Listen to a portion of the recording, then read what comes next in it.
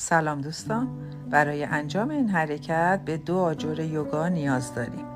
ابتدا میشینیم، زانوها خم، کف پا زمین. آجر اول رو به صورت افقی ایستاده پشتمون قرار میدیم. لگن رو جلو میفرستیم، ستون مهره رو عقب، کتفها روی آجر. آجر دوم رو به صورت عمودی پس سر قرار میدیم و روی زمین میذاریم. قفسه سینه بازه. دستها رو از آرنج قلاب میکنیم، سر آرنج ها رو بالا و بازوها رو به زمین موازی. نفس جاری. قفسه سینه بازه، شکم به سمت کمر. قلاب دستا جا به جا بشه، مجددا دستا بره بالا.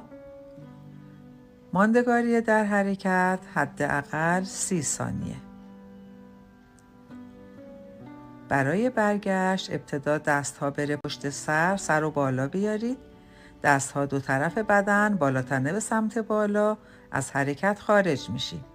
ناماسته.